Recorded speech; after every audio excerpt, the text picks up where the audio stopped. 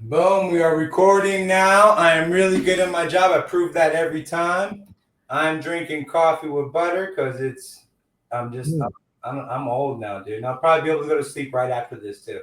nice. Is that the trick? Coffee with butter? I've never heard of that. Oh, dude, I like, because I don't eat that often, I do intermediate fasting. So I drink the coffee with butter in it instead of cream. I like black coffee with butter in it. I don't know. I supposedly some people makes like pooper. Oh, crap. I forgot to do the intro. Hold on. My bad, man. Before I start talking about my shit.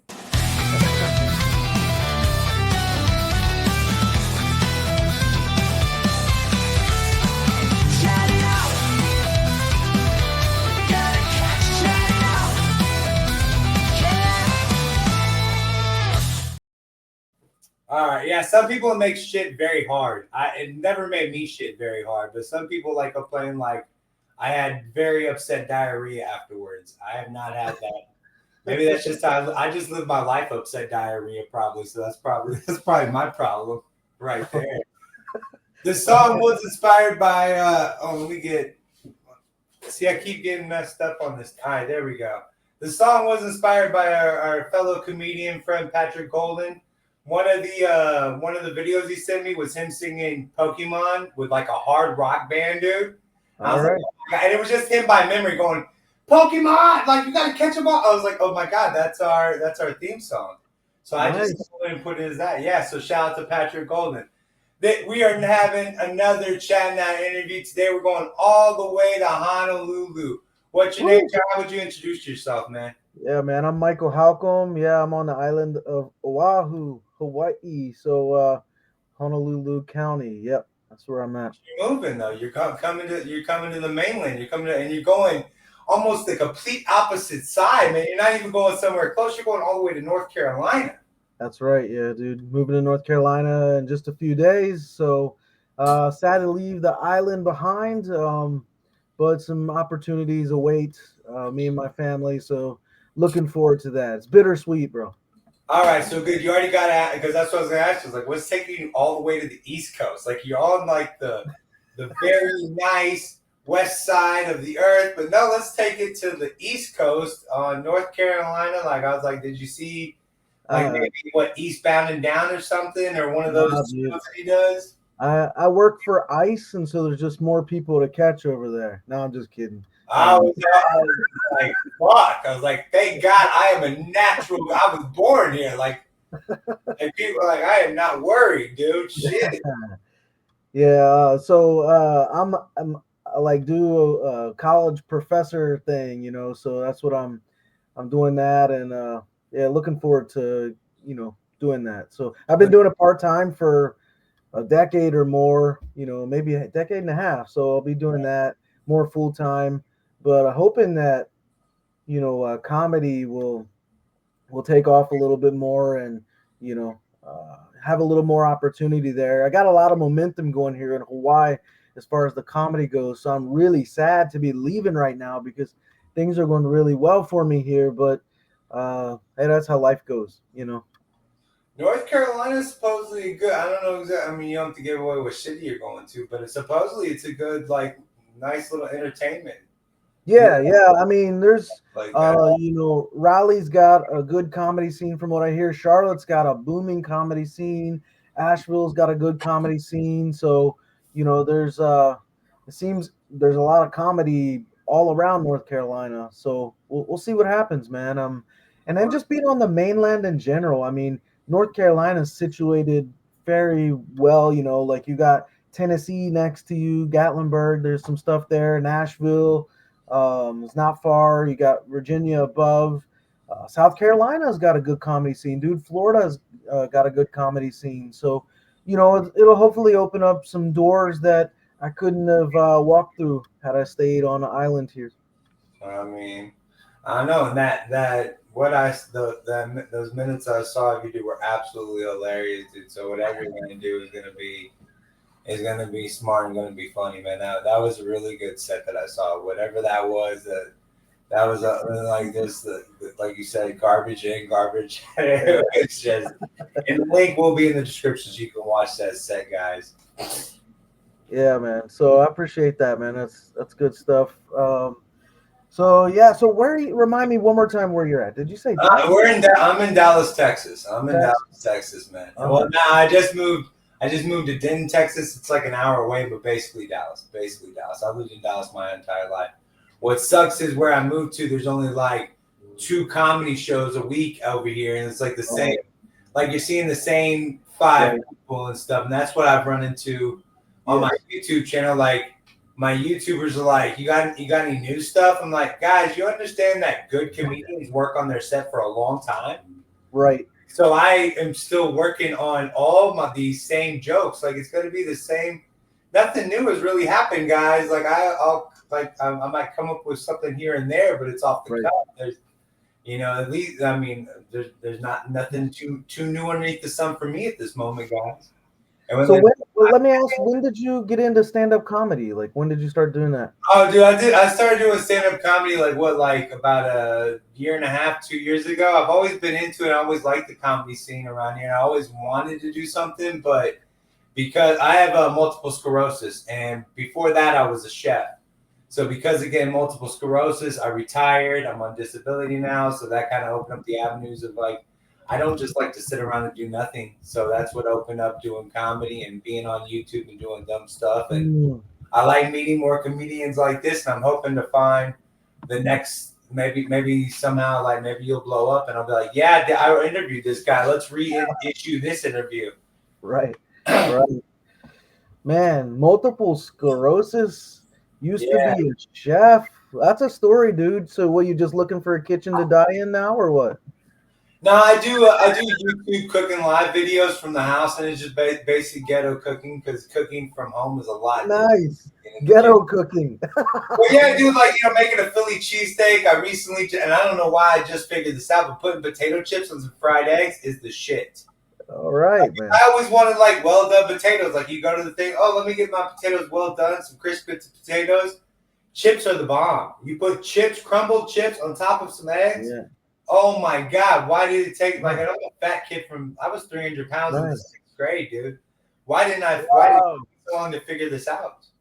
Dude, I grew up putting chips on my turkey sandwich, mustard turkey. That was good. And then crumbled chips on my, it's little pizzas too. Like you can throw in Yeah. the microwave. So good. I'll have to try the egg thing. That sounds I'm interesting. telling you, man, it's good. And we used to make. Well, we call them taquitos, but they were basically breakfast burritos. But we have a thing in Texas called Whataburger, and they were called taquitos. It's Right. basically just scrambled eggs, sausage, whatever, blah blah blah. But then I recently like fried eggs is so much better in that fucking tortilla. Fried eggs, chips, sausage. Oh, dude.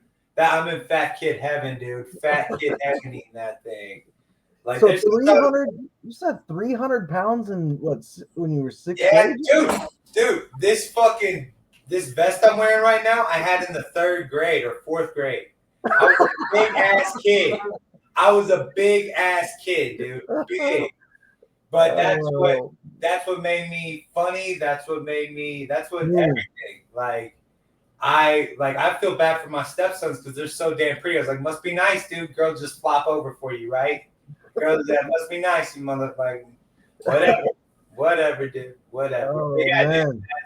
Yeah, it's all a story, and that's what influenced my comedy and everything is, the stories here and there and doing stuff. And I have a lot of like I did a lot of stuff back in the day for a funny story. I never thought that I would be telling it to like people like trying to laugh. I just thought it was a funny story. Like I'll pull out at parties, blah blah blah. Like I don't know if you ever seen the movie That's My Boy with Adam Sandler and Andy Samberg.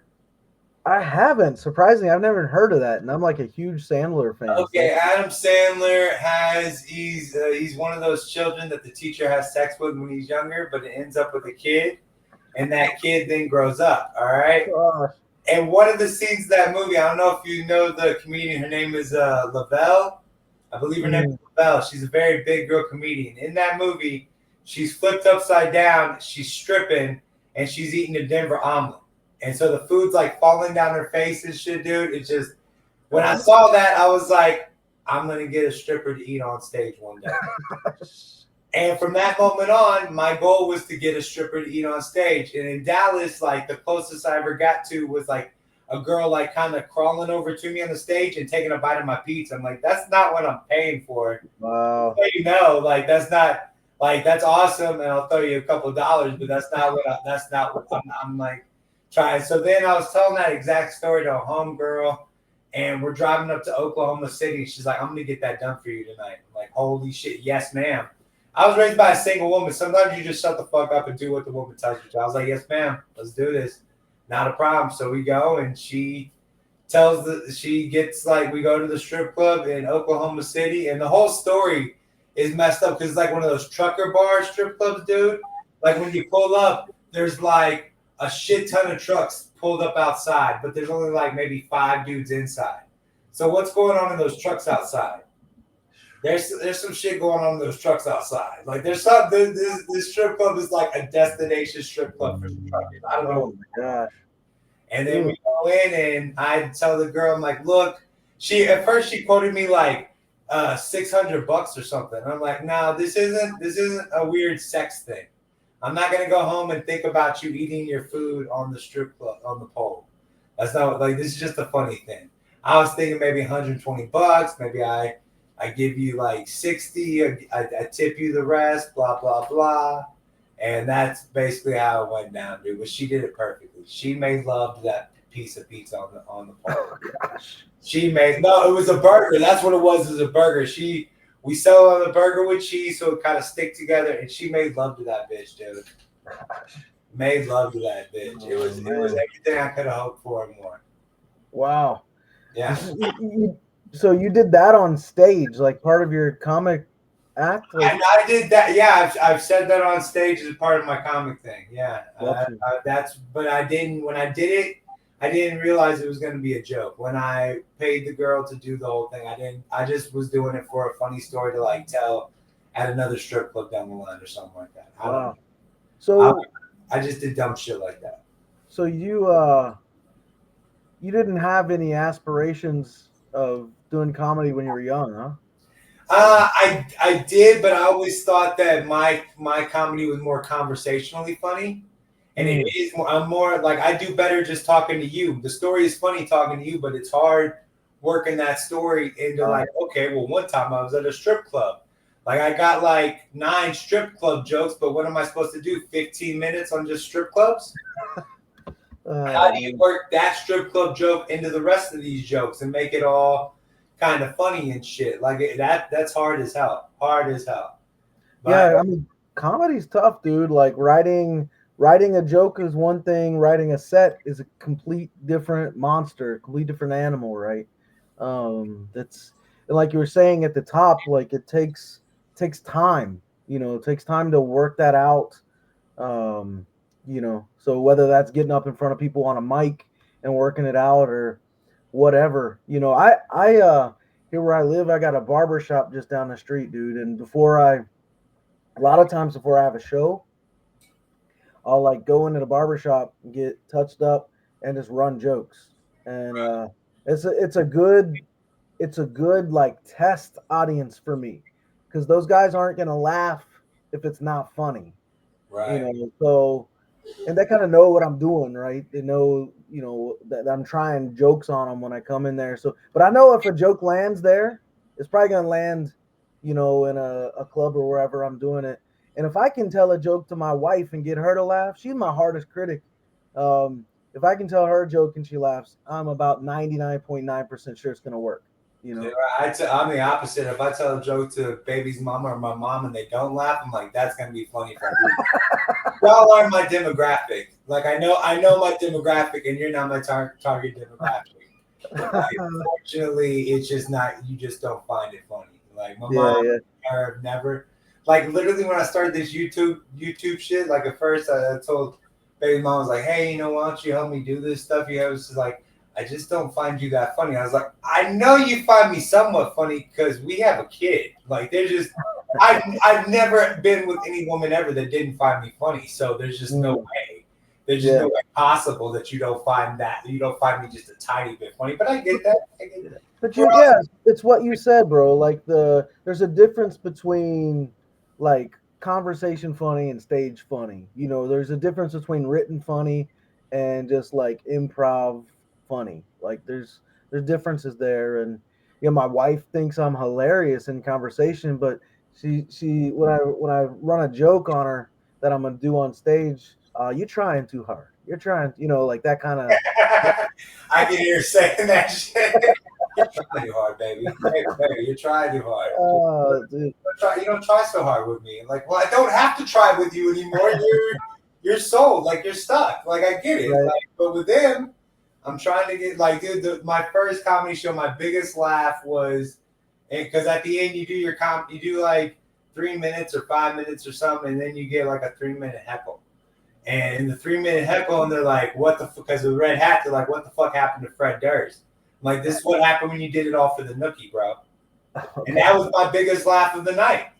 And I was like, that felt really good. Like maybe I don't want to do crowd work, but I got to figure out a way to, you know, set myself up and take myself down. And that Fred Durst thing has become one of my best titles on YouTube. Like one of the best titles on YouTube is claiming his shit and taking it away.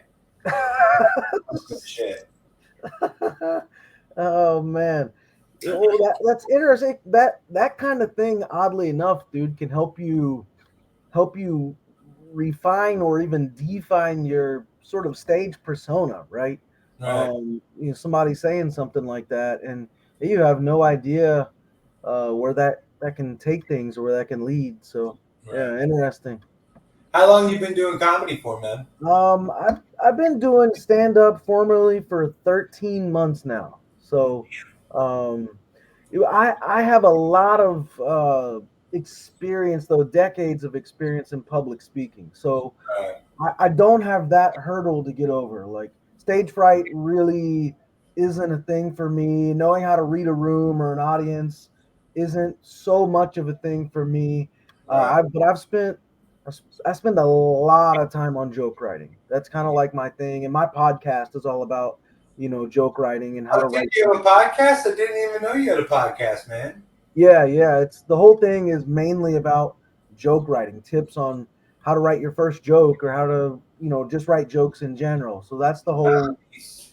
Yeah. I have a joke writing course on Udemy as well, but I'm a professor. I teach writing. That's like my job as a professor. So in my college English classes, Comp 1 and Comp 2, I teach joke writing. So I get to like do that for my job, which I love.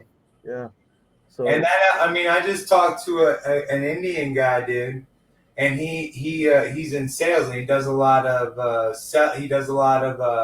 like luncheon meetings with whole companies, like the whole sales department and stuff.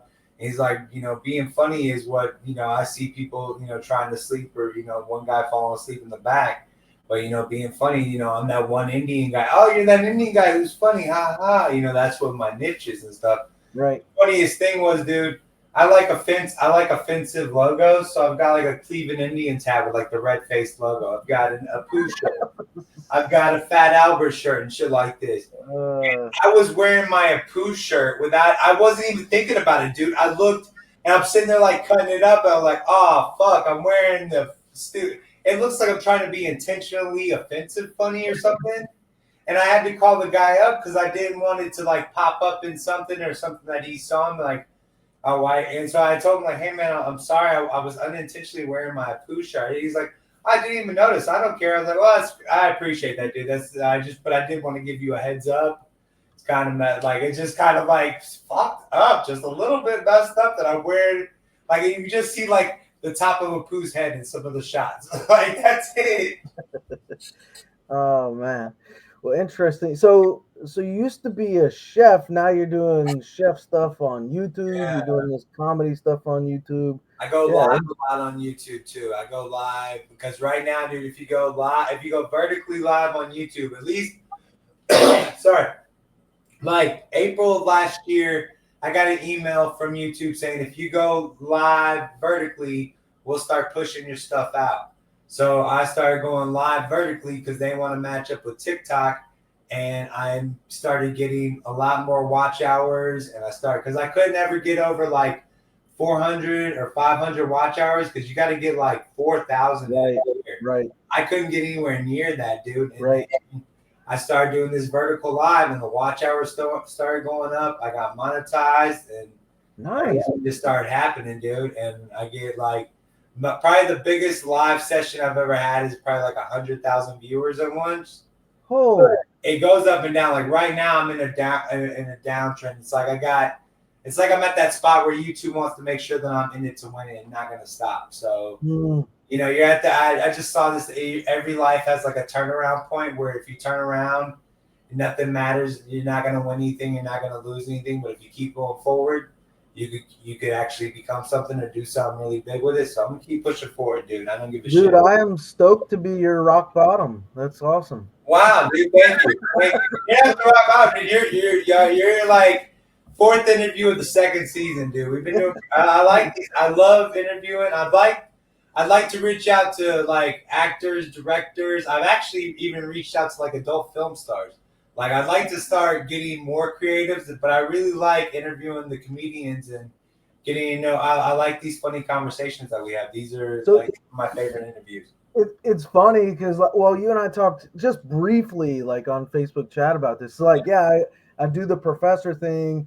I've been a pastor for like 2 decades, and I just stopped doing that. But I teach another thing that I teach at the college level is Bible courses. So that's kind of funny, like, but I love doing that as well. And so it's a diverse audience for you, right? Oh yeah, like I said, I told the Indian guy I made the damn jokes, and I was like, I would have loved, like I probably would have changed my joke, but I just would have loved to know that I'm making it to like a biblical professor before I make like, cause we ain't gotten too far in the conversation. I was like, am I behind you or in front of you? Ha ha ha ha. And I didn't even like, oh man, wish I would have known I was talking to a bit. Like I remember seeing like, oh crap, because you're not my first biblical person. Like I said, the first season I interviewed a guy that had just stopped being a youth pastor. Like it's right, and he didn't stop it because he didn't fell out of love with God. He stopped because he wanted to become a comedian and try harder. That's better than stopping because he got in trouble for doing something illicit. At least. Right, exactly. And I said, "Oh, comedian, youth pastor. This is going to be a great interview." It was a great interview, and it's just like he saw and he used comedy as being a youth pastor, as I'm sure you found and everything. It's the same with the Indian guy. We use comedy in our daily living. Like when I was a chef, I ran a bar and grill. And when we were like, I would go out into like the bar area, and basically that was my stage. I would sit there and make jokes all day. A guy would come in with a new chick, and I'd be like, "Oh, hey, how's it going? Blink twice if you're safe." And the women thought it was hilarious. The guys never liked it. I'm like, dude, it's just a joke, bro. It's just a joke. Calm down. But that's cool. So I mean, obviously, you're not from. Are you from Hawaii and from Honolulu? No, I grew up moving back and forth over the Ohio River from Kentucky, Ohio. Eventually, we landed in Kentucky for a while, and then I lived there. I've only been in Hawaii for short of a decade. So, What are you doing on this moving or what's Nah, man, I just had a job opportunity out of here at the same time as my wife did, so we took it, and I mean, it's like, why not, right? So we took it, but it's been some really hard times out here, bro. Like in this last 13 months, dude, comedy has been just like a lifeline for me.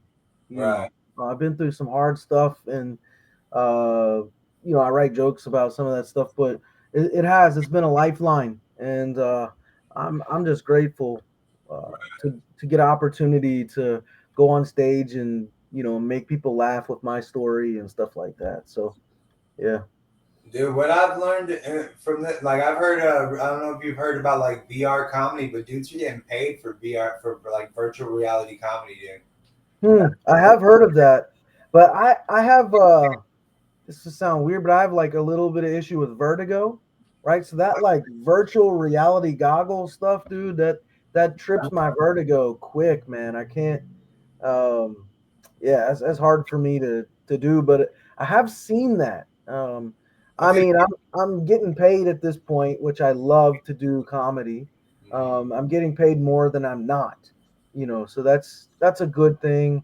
Um, but yeah, it's hard though to replace sort of that immediate interaction with like a live crowd, like in person, but I don't know. I haven't seen the VR stuff. I haven't experienced it, so I can't really knock it. I haven't experienced, but so that's gonna be mine because supposedly you can purchase it for there's so much that's like really a hefty price, but you can go like on Facebook Marketplace and get like a simple one for like around $100, $150, like a decent one.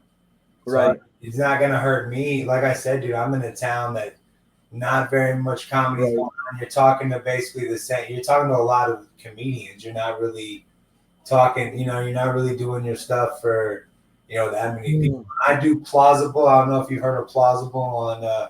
It's like an online comedy store. It's not VR or anything, but basically like like last season at the end of the season I did like, and I'll definitely, if you're down for it, like I invite people on to do an online comedy thing to where we can kind of show what everybody does, and we had a good little show last time. It was good.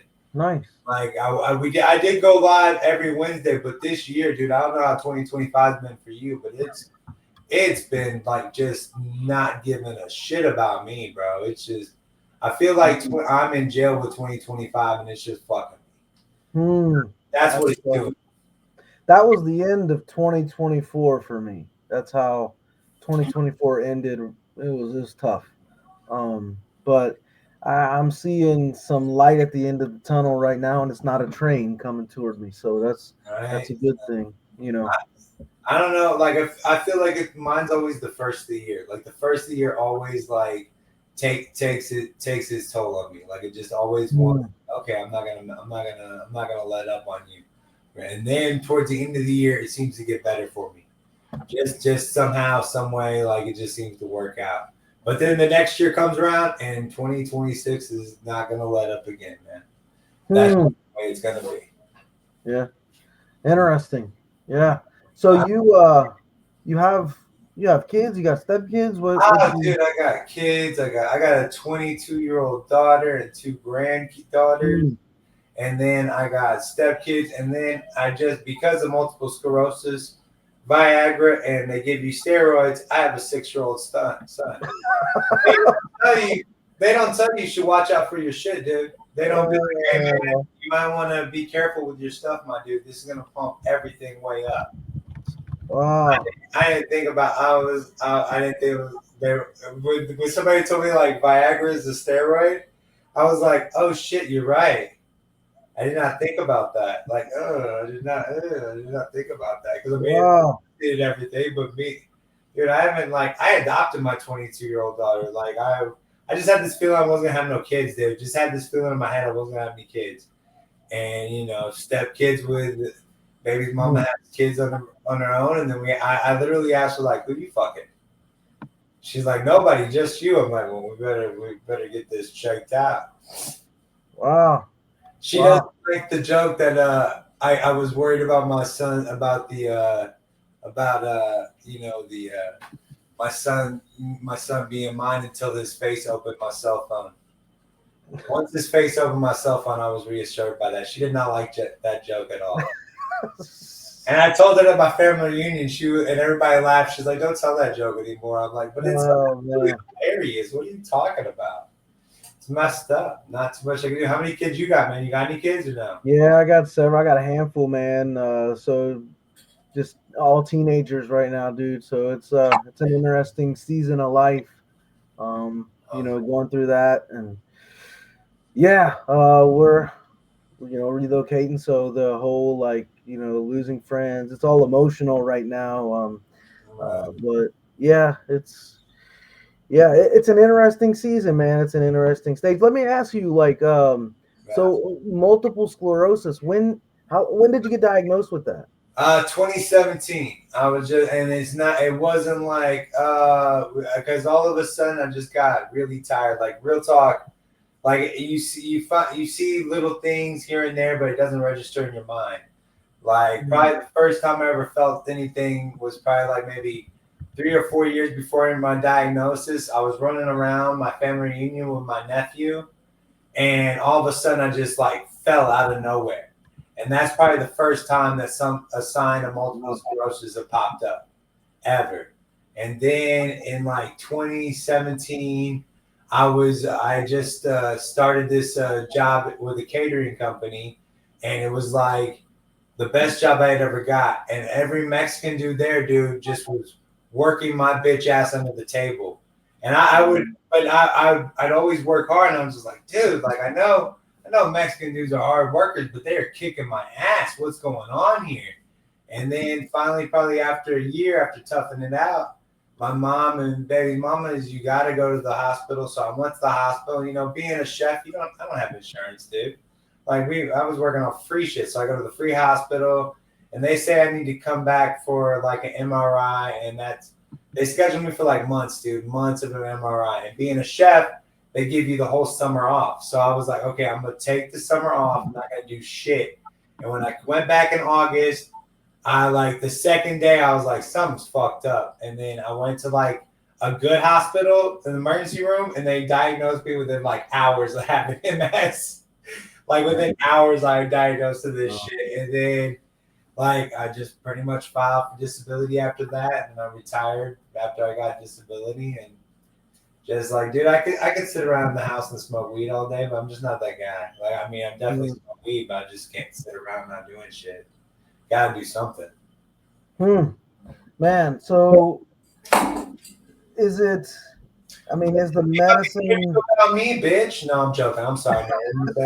What were you saying? Well, I'm curious. Like I'm just curious. Like, what's the prognosis? Like, what's the future? I've got the really bad one, dude. I've got the one that just, I pretty much got like Richard Pryor and mess. I'm gonna just be going further and further down. Like the slogan is, "I'm not drunk, I have MS." I can walk and move around, but I just walk and move around real fucked up and like just like I'm messed up. I have a motorized wheelchair that I can go and do like long. Like this weekend, me, my daughter, and my son, we're going to Fan Expo to meet Rob Schneider. I'm gonna take my wheelchair to get around that bitch. So I do, but I can get up and move around. It's just not that easy for me, not that great. So it's gonna be a steep downward decline, and it's been that way since the beginning, dude. Like when I first got diagnosed, we had a dog park about 100 yards from our front door, our apartments, and I could walk there with my dog and go hang out, not a problem. I would not have a chance in hell of doing that today, dude. Oh wow! I couldn't walk. I couldn't walk a yard, like let alone 100 yards. But then So it's just like intense atrophy, essentially. Like right, like. Yeah, like sometimes as I get tired through the day, sometimes my legs won't move. Sometimes they move just fine. Sometimes like I don't know, dude. It's a catch-22. Like the more I do, and with me having a 6-year-old son, he's like all day, Dad, can we wrestle me? I'm like, oh, bro, he smalls. I'm like, all right. And so like twice a day I wrestle him, but dude, my back, like, and also, dude, my back has been doing some. I had to go see a spinal specialist for that shit. But we'll see what happens. We're good to go, dude. We take the stuff that they tell us to, and we just I just got that bad one, dude. I don't know. And it's like and what it is, like the way I look at it is I don't have a death sentence. I got a life sentence, bro. And I could either like shut down when like people they ask me like, how are you feeling? Are you sad? You depressed? You feel lonely? You feel bad? I'm like, bitch, I don't have time for that shit. I got kids. My mom's still alive. My daughter's around. I got grandkids. My son's here. Like, am I supposed to just shut down and completely not do it? Like, I don't have that in my head. I don't have that. That's a good mindset. I mean, like, and so do you write jokes about it? Do you make jokes about it? Yeah. I make jokes about stuff, and I say a lot of shit. I don't make my YouTube channel like about it. Like Like I don't sit there and do lives where I'm like, oh man, today I was so tired and I did. I just don't want to make that like about my daily lives. You know what I'm saying? Like I don't mind talking about it, but I don't want my lives to be like, oh man, it's so sad. I had this, I had that. Because that I could say that every day. I could bring shit up every day where like, oh man, I had to crawl to my son to get to the shower or something like that. Whatever the fuck I have to do, but I do that because I'm not gonna, again. And I tell this to people all the time. I'm 6'3". When I drop to my knees, I can whoop your ass, dude. Like I will, I am a big dude. I'm about as tall as you. I will hit you in your nuts, and as soon as I'm gonna start choking your bitch ass out. And you definitely don't want to get your ass kicked by a fat disabled dude. That would be terrible, dude. How are you gonna tell your little young homies and shit that you got your ass kicked by a fat disabled dude? But no, dude. I mean, it just is what it is, man. You know what I mean? Like I could either be down about it or I could just keep moving forward. And so I decided to just keep moving forward, dude. It's like anybody else. Like, I mean, anybody could let shit get them down and you could be, but some of us don't have that gene, man. Like I don't have, like some of us don't have that gene where you get caught up on drugs or something. Like I could try any drug in the world and probably have and enjoyed it, but I could also put it down. Like, I never had that thing where I got to keep picking it up and doing it. But people have that thing, and I can't look down on them, or I can't even really understand what they see in that or what their life is. Like I could pick that stuff up and enjoy it for like 20 minutes, or that night. It's gonna be a great time that night. But the next day, I got kids and I got shit to do, so I got to get up and get some stuff done. Wow. Did you ever? Were you ever like? Was your family religious when you were growing up? Did you ever go? Not really, man. No. I mean, let's talk. Let's talk about this. I think it could be interesting. Right. Let's do this. Let's talk about it. Let's do this. Yeah. Because I'm a Bible professor, bro. I've been a pastor. So this is an interesting. So I didn't grow up in a religious home at all. And right before my senior year of high school, I started getting into church and stuff like that and became a Christian. But so none of your family was religious growing up? Nah, my mom and nobody was really religious. I got religious in like the 6th, 7th grade, like like real religious, dude. What was that? There was this guy's name. What was his name? He talked to youth groups. Like he'd have Dawson, or what was his? He would talk to kids, like whole big youth groups of kids, like whole big like youth rallies. Hitler youth rallies of kids. Yeah, but dude, and it was pressing on my heart. I had tried weed for the first time, dude. And I told, like, it was pressing on my heart, and I was like, look, I tried weed, blah, blah, blah. And, we sat there and talked about it. I just given my life to Christ. And then that see you at the pole stuff was going real big. And they come up with this thing of having like a youth group Bible study at school, but not having any teachers involved in it. And I wanted to be a part. I had come up with the idea of doing my school, but because I had tried weed, my youth pastor kind of excommunicated me out of it. Interesting. And when I stopped, really, that's when everything started. I started seeing two-faced. Like I love church. I believe in God. I just don't really like church. I don't really like the people that go to church. Like they always kind of seem to have some weird things. But I am way too blessed in my life. I became a chef just by chance. So everything in my life happened. Like my worst decisions have become my best things in my life. I wouldn't have my daughter if it wasn't for my ex-wife. She was a terrible person, but because of that stuff, me being terrible, her being terrible, I got my daughter. And that, same thing with my son. The worst things in my life bring me my best things. Same thing with MS. It brought me my son. I've always had a different outlook than everybody else. And like I said, I believe in God. I don't really believe in all the prophets. I believe I feel like what Jesus, Muhammad. Is it Muhammad? Islam, yeah. Islam. Oh, that Muhammad. I feel like all the prophets, like everyone has a prophet, but we all believe in God. Like in every religion, it seems like there is always a God, but then there's a different prophet. And that's where we all get kind of messed up. So I definitely believe in God. I'm way too blessed to not believe in him. But it's all the prophets where I get bogged down in. Interesting. Let's get deep in this, dude. Tell me where I'm wrong at, my guy. No, I don't, and I'm probably am wrong, but that's just how. I mean, that's just what I. Yeah, I ain't trying to evangelize you or anything. I'm just curious. I mean, the background. Super into. I mean, he says, and he gets mad. My son gets mad at me every night because he does he does. His mom does a version of the Lord's Prayer, but no. Now I lay me down to sleep. I pray the Lord my soul to keep. But it doesn't, like, she exits out all the "if I die before I wake." None of that's in there. Dude, I used to say that every night, like before I went, and then you realize at one point how creepy that is for a kid, bro. Right? Like, if I died. So he does a version of that, and the whole time I'm like, "And take care of my dad." And he's like, "Quit messing it up." And then he goes, "Dear Jesus, please keep me and my family safe. Especially my daddy." He's like, "Quit messing it up. You're a part of my family." I was like, "Why can't you, like, especially look out for me, dude?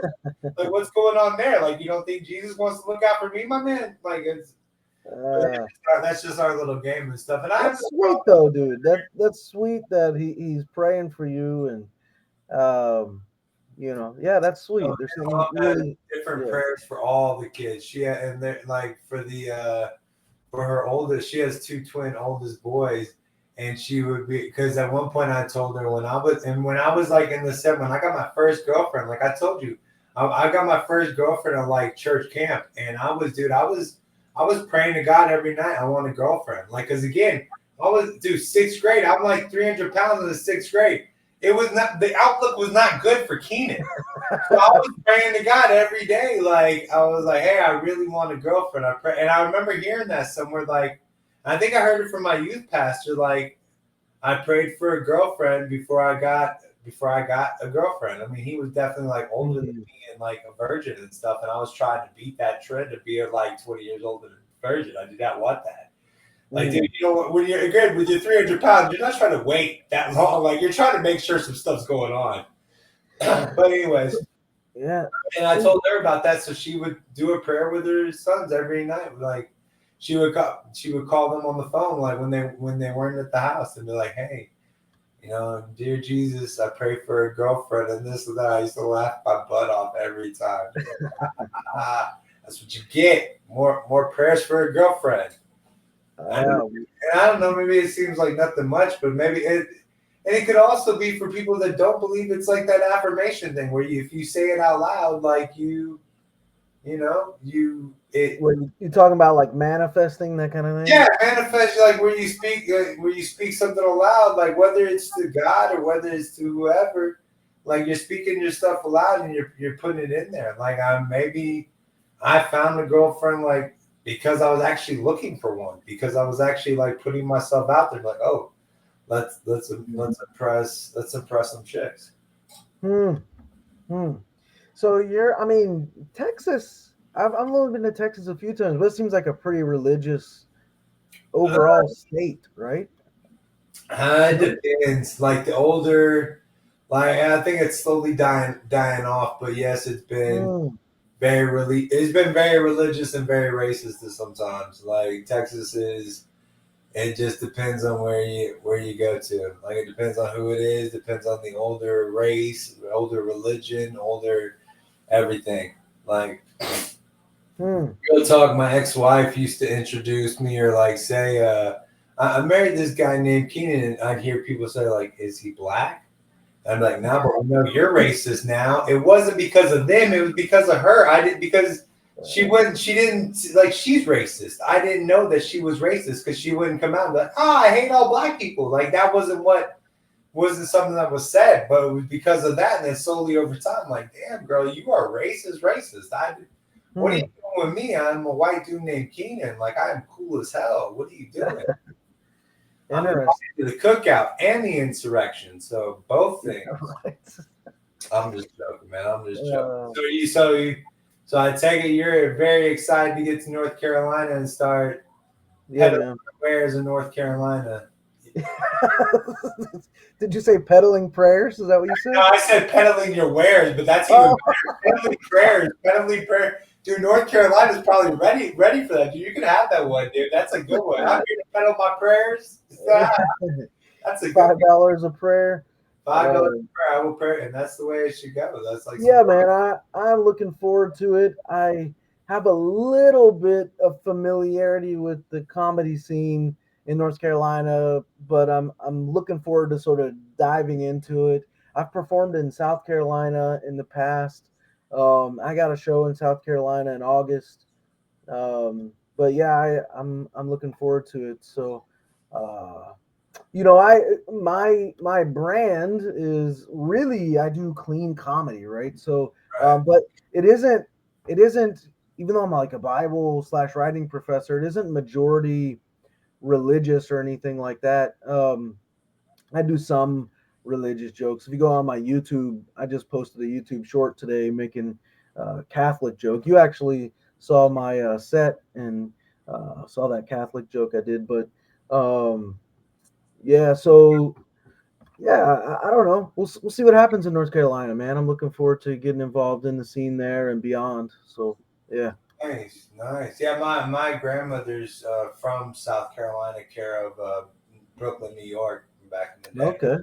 All Yes, right. we did travel to South Carolina to see her family every once in a while. It's a good town. It's good. I don't know if it's as good as North Carolina. I know that pulled pork is good. I Right. know South pulled Carolina's beautiful, man. Like, kind of reminds me a little bit of Michigan because there's just lakes everywhere. It seems like water everywhere. And I was back, I was in North Carolina for the fall semester of college teaching, and I lived through that Hurricane Helene, bro. That was something else. I woke up and my apartment was flooding, and I got out of there. It was wild, bro. Aren't Yeah. you used to that stuff being most of the time in Hawaii? Like, aren't you hurricane Dude, and stuff now? Hawaii, Oahu in particular, nah, it's almost like it's got a force field around it, dude. Like you have these hurricanes that just barrel towards us, and then the wind shear just breaks them up before they hit. It's rare for a hurricane to actually hit Hawaii. Yeah, yeah. So it's pretty unique. It's a cool place. I'm glad I've lived here. It's held some of our hardest times, but some of our best too. So, uh, Right. I'm grateful for the opportunity to have lived here and raise my kids here. It is a cool place to raise your kids. Um, yeah. In fact, my whole family's down at the beach right now while I'm talking to you. So, Oh, um, dude, that sucks. I'm so sorry, man. it's all good, bro. It's all good. I'm not like crazy about the beach, bro. Like I don't know, you get hot and sunburned and then you got sand sticking to you and you're all salty. I don't know. There's just so I many. get sunburn, obviously. I never have to deal with the sun. Like, dude, Uh, real talk. I started shaving my like close shaving with a razor, shaving my head, and I got a very pale hairline around my head. And so I started like when I go pick up my son every afternoon, I'd go without my hat. So I'm out and about like 15, 20 minutes every day because I don't want to get burned. I don't want to like have any skin cancer issues or anything like that. It has not changed a bit, dude. Like the sun will not penetrate. I was like, why won't I? Like I'm not getting a little bit of like color or anything, like even pink. yeah. You I, you take that hat off, you do look like you belong at the insurrection kind of. There you go. right? That's what I'm saying, dude. There was like five of me out there, dude. You on the front lines, there were like five bald dudes with beards. My son Yeah. just walks up. If you have a beard, my son will just walk up to you, and be like, "Oh, hey!" I'm like, no, dude, not all of us are nice. Back up, back up. Some of us are kind of scary. Don't think You that. got that, yeah. So you said Fred Durst earlier, but it's a little bit of biker club look too, kind of. Yeah, a little bit, a lot. Yeah, dude, I go and this all started when my son was born because baby's mama has her sister has like her sister. They look exactly alike. She's like maybe 4 or 5 years older, but she has drug and alcohol issues and been in and out of prison, and has stolen her ID and would go to the hospital and try and be like, oh, I feel sick and this and that. I'm so and try to get like hard drugs and stuff like that. Wow. So when they took, and because she's stolen her identity so much, they're basically perceived as the same person. So when she went in there, they wouldn't give her like intravenous drugs for having a kid. Wow. And then CPS came in to talk to us and they were like asking them questions like, how's the baby because we gave birth to our son in October, and like, how's the baby you gave birth to in July? Do you not know how babies work? Like, we can't have one baby and have enough. Like, what do you? That was her. That was her sister lying about her. Wow. Like, we told you all this, and then we had to go through all this stuff and everything, and I had to go talk to somebody about it. So I stopped shaving. I was like, you're gonna have to see how bad I look. Like, I'm not gonna shave, and you're gonna have to look at how bad until they let us off of this stuff. It took them like 6 months, and like, dude, I had to go to this other thing with like a bunch of people, like, and they asked everybody like how many people are still doing drugs, and all these kids raised their hand. I'm like, are y'all stupid? Like, you don't think that she's gonna be talking to somebody at some point? Wow. I left at lunch because the only place around there to have lunch was a bar right around the corner. You only had like 30 minutes, so I ran around the bar, had a sandwich and a beer. All these other kids are talking about them still doing drugs. Like, y'all idiots, man. Y'all are idiots. Wow. Like, I even walked us up like, why'd you all say that to her? Y'all are all dumb. All of y'all are dumb, man. So let me ask you a comedy question. Do you carve out time to write? Do you try to like sit down and write jokes, or are you not like one of these people? Like, some comedians say they write on stage, if you will. What's your sort of approach? as soon as I think of something, I write it down because with the MS, like, I'll think of something and forget it within moments, dude. Within moments, it'll be gone. Like, that's why I can't really prepare for interviews because I'll forget about what I prepared for within moments. Or like halfway through the interview, I'll think of something else. Like, oh, I can't think of it right now. Like when we first talked, I was like, oh, what was that made me really laugh? I couldn't think of it, but I was like, oh, it'll pop up to me during the interview. Because that's just how my stuff is. So if I think of something, I write it down immediately, and then I'll go back and look at it later and try to flesh it out. And then I start out like on a piece of paper, and I'll write out the joke like completely, and then I'll just write like something to remind me of it on the index card, like while I'm doing it live or like while I'm in here to keep running over it and stuff. And then after that, it will probably change again after I say it like in front of people, like, and hear how it sounds and hear what the laugh is. Because saying stuff on YouTube or like on the online comedy, you don't really hear.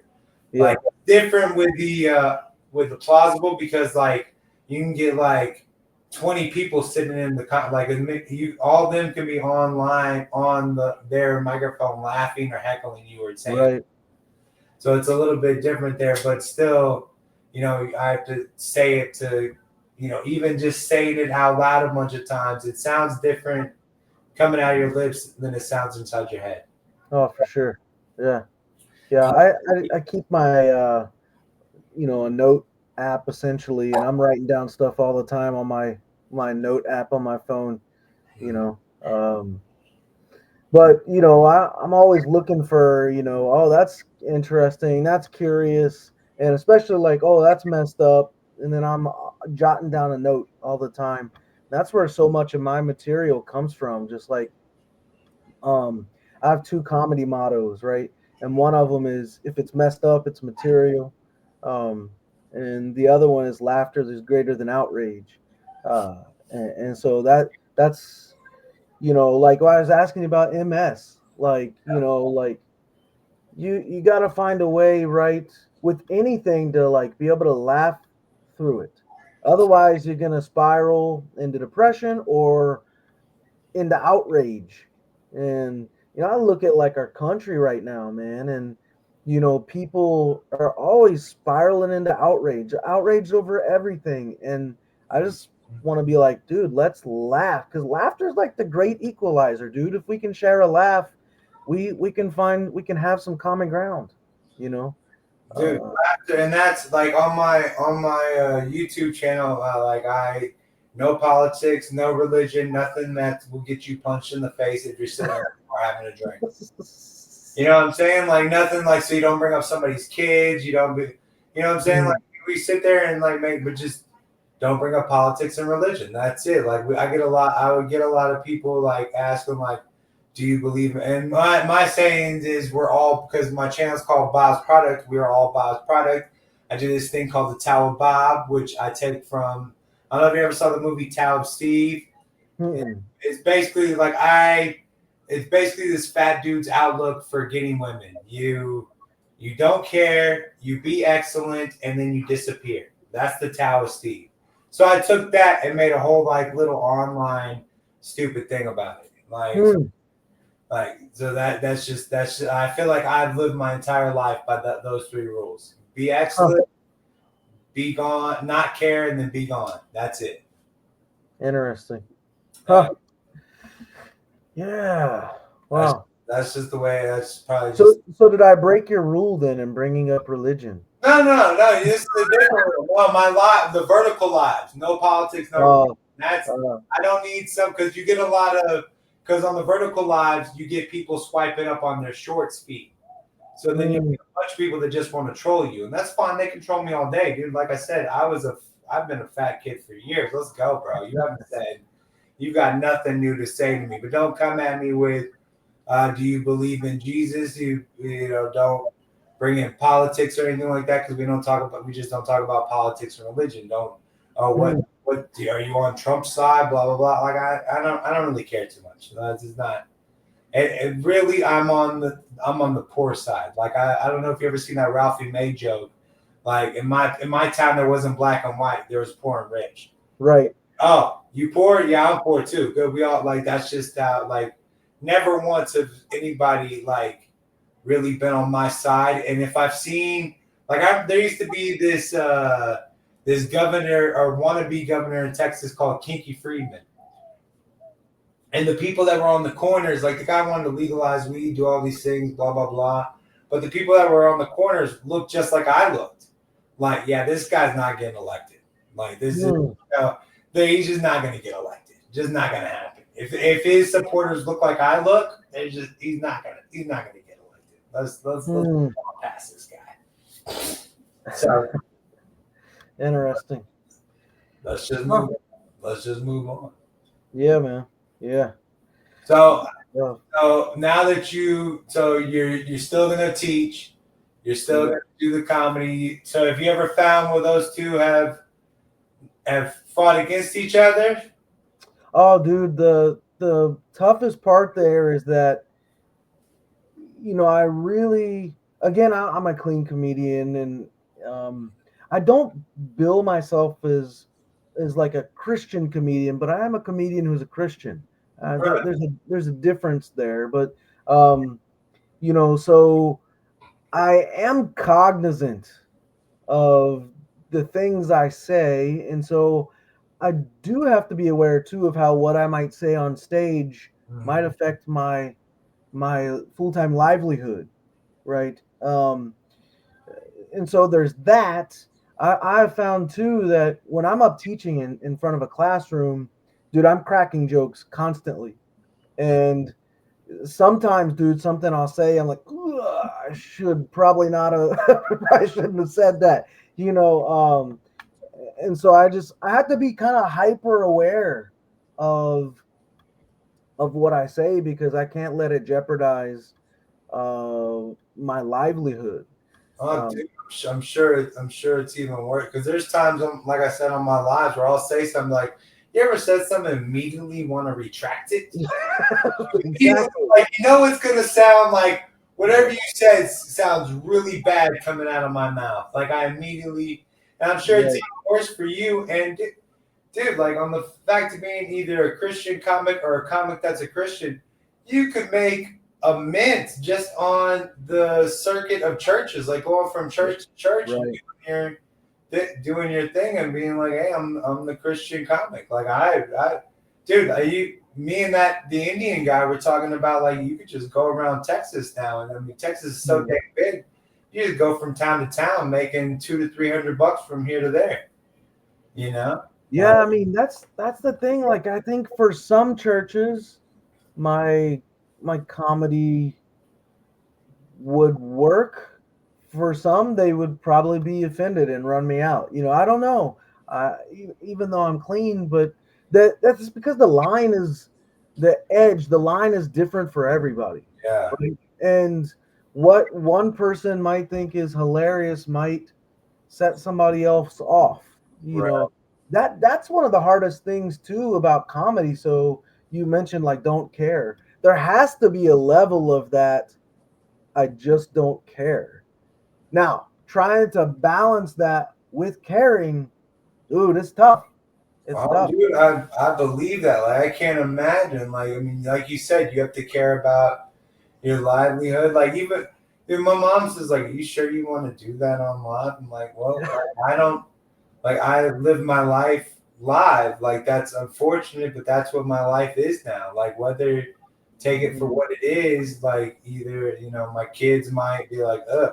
I can't imagine what my teenage kids like deal with. Like they probably because like I'm in the kitchen cooking live or something. And their rooms like right through like our kitchen's like one of those galley kitchens, Mm. very straightforward. And they stay in the garage. They have a room out in the garage, so they have to come straight through. And I'm like, hey guys, I'm live, just so they know. Like I mean they can't really be seen, but like I just want to let y'all know I am live. I don't want y'all to accidentally get caught in a view of some old guy's live or something like that. But I'm back here like I've done, karaoke nights where I'm back here singing stuff. I've done drunk movie descriptions, like I mean, I'm sure all these things that I'm doing, I can't imagine. I can't imagine my dad or my mom I'm like, no, this isn't cool. Not cool. So yeah, I mean, I will say on the positive side of it, being like the humor stuff tends to work well in the classroom. Now, I was mentioned to you I was teaching in a fall semester, college courses, Right. and that was wild, dude. We lived through Hurricane Helene, but then like we were also at that time in the middle of the election, well, at the end of the election cycle. So here we are talking about politics. But I was making political jokes all the time in class about both sides. Right. Equal opportunity, jabs at both sides. But man, some kids they had a hard time with that.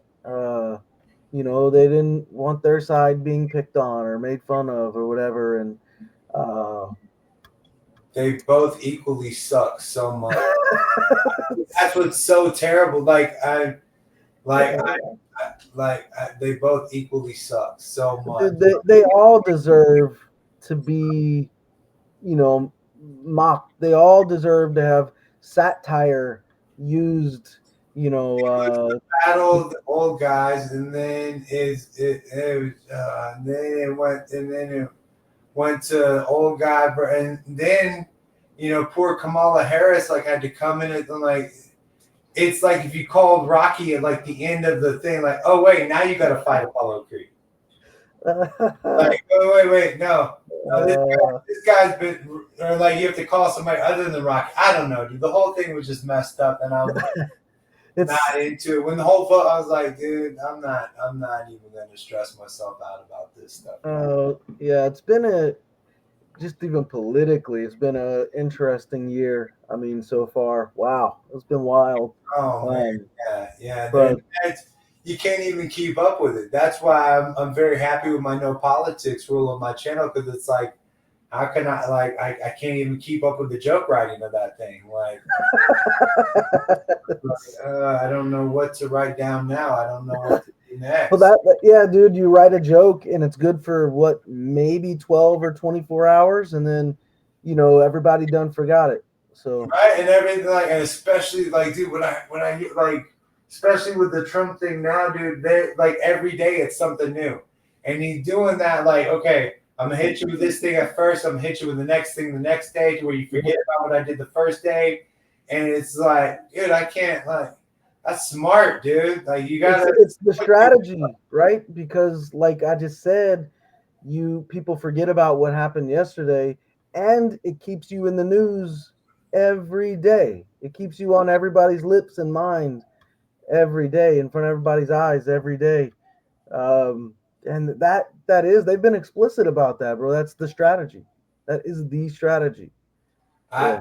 I don't know if you've seen any of The Apprentice lately, dude. If you watched either like if you Is go that back. still on? It's not still on, but I'm saying if you go back and find some of those episodes, you're just like, holy crap, this guy is our president now. Dude, I watched most seasons of that. Like Yeah.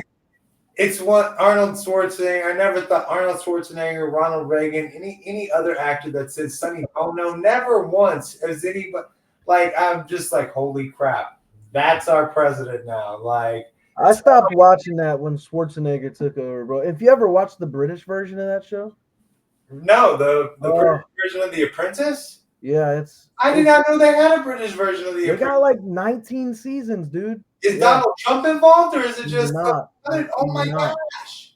He's I'm not, looking dude. that up now. See, You should look it up. It's interesting.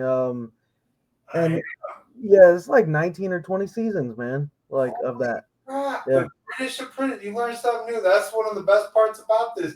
See, I got the intro video from one comedian. Now I'm looking at the British Apprentice. I never even knew about that, dude. You just British Apprentice. I'm like, and my first thought was like, is Donald Trump involved with that? I would love to see him talk like, could you imagine Donald Trump talking? Your teeth are stupid. That's the worst Donald. I'm terrible at impressions too, by the way. Like every impression, like whether it's like English or Russian or whether it's like trying to imitate somebody, I suck at all of them equally. I'm the same, dude. My wife rips on me for it too, because I can sometimes go in and out of an Irish, Peaky Blinders kind of thing, but otherwise I'm really terrible. Dude, I go like I can do it for seconds, and then I have people from Australia that watch me, or people from people from I actually do a show with a guy from England. We do a wrestling podcast. He lives in England, and I can do an English accent for seconds. Seconds, then it starts to sound Australian and shit. Or if I go Australian, it starts to sound English like halfway. Right. Like, dude, you suck at this. King. I'm the same, dude. The British and the Australian, the Irish, that all Scottish, it all like blends together for me. I used to be really good at Australian accent when I was like in the 5th or 6th grade. I just lost it somewhere. And then I remember the crocodile hunter stuff happened, and I could not pick it back. I tried, crikey. I couldn't get it. I couldn't pick it back up. I was like, where's that Australian accent I used to have? Just gone. When you don't use it, you lose it, man. So that's why I just make fat jokes. Let's do it. Fat jokes, bald jokes. That's the only thing I make fun of now. I'll always be able to make fun of old fat people that are bald with beards. I can do that. We all look alike. So you got a show in South Carolina already, and you're gonna start prepping up in North Carolina, dude. I want to see what happens in the future, dude. And like I said, I will do a plausible comedy show for the end of this season with a bunch of our comedians on it. Hopefully, I'll get you to show up and show you plausible for the first time. It's pretty cool. Online comedy store, dude. You bring you can come peddle your prayers to the audience. Yeah, I've never heard of that. Plausible. I'll check it out after we hop off here. It's pretty cool, dude. Plausible is like PLAU. It's like applause, but without the A part. Plausible. Got you. It's Nice. cool, man. I did try to do a show every Wednesday night. I need to get back on my game. Start doing because I think what I'm gonna do is I'm just gonna start doing like a 3 to 5 minute show every Wednesday night of me just doing my stuff and working on it, dude. Because it's just like you said, it's a constant workout thing. Yeah. Because it's such a pain in the ass to get to the two places to do comedy in front of the same like 12 people. Yeah. It's kind of not fun. Yeah, I get that.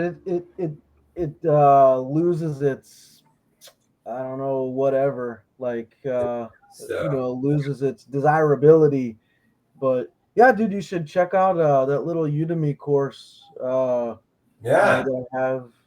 Well, And yeah, you're gonna need to send because did you send me a link to it already? Because I'm gonna put all the links in the description to this stuff too. So we need to yeah, talk whatever you want to promote and anything you want anybody to check out. it's called the Joke Writers Lab.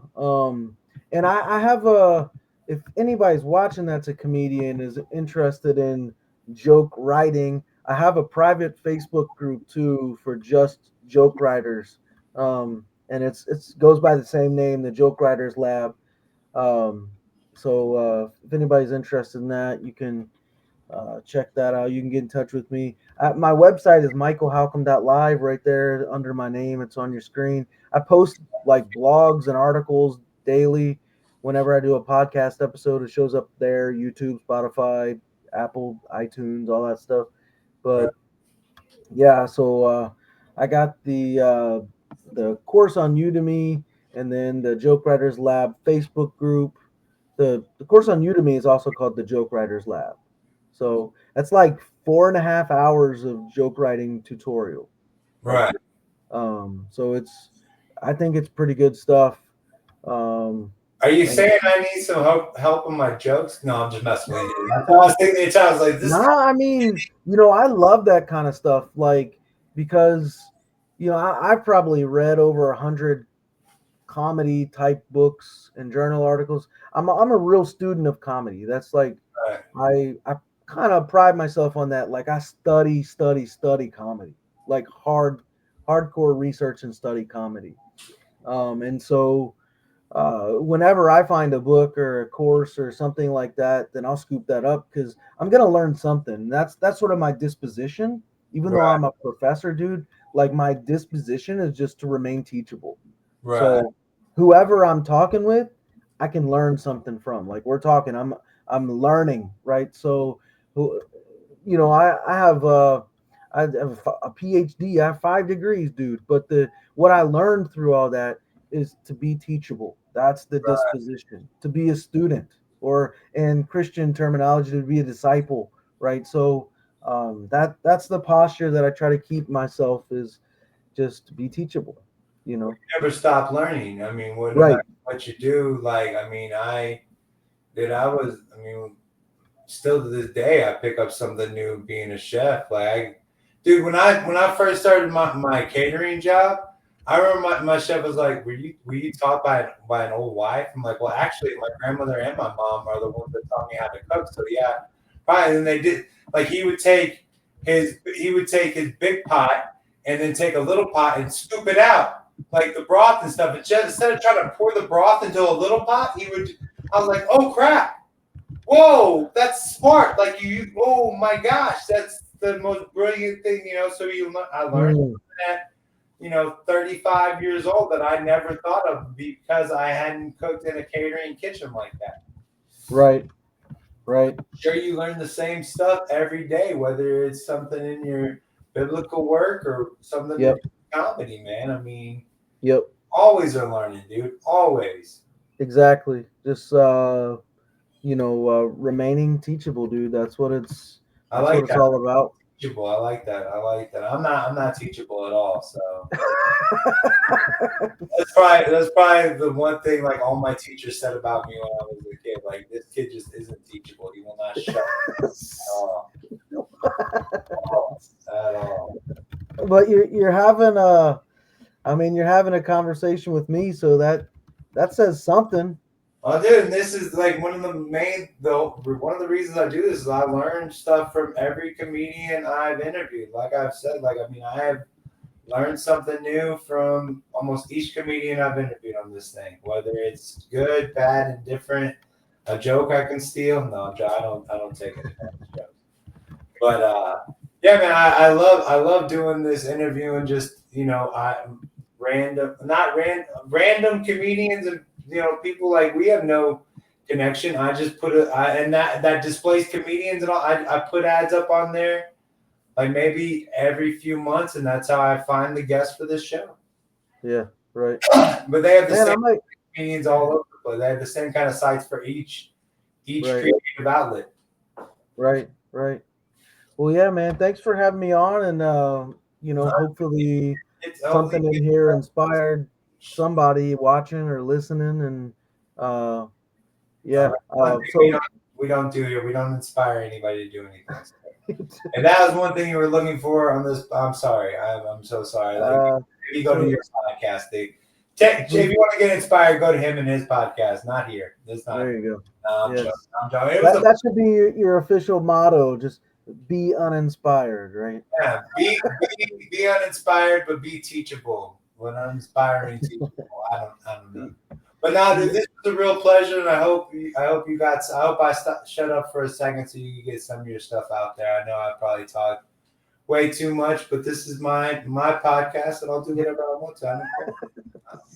No, it's all good, man. Thanks for again. Please check out everything this man does. We're gonna put all the links down, and you're gonna be able to find him. And then I'll post reels, I'll post shorts, I'll do all that stuff, and we'll bring them up later. So be sure to look out for them, guys. Right on. All right, I'm pressing end on recording real quick.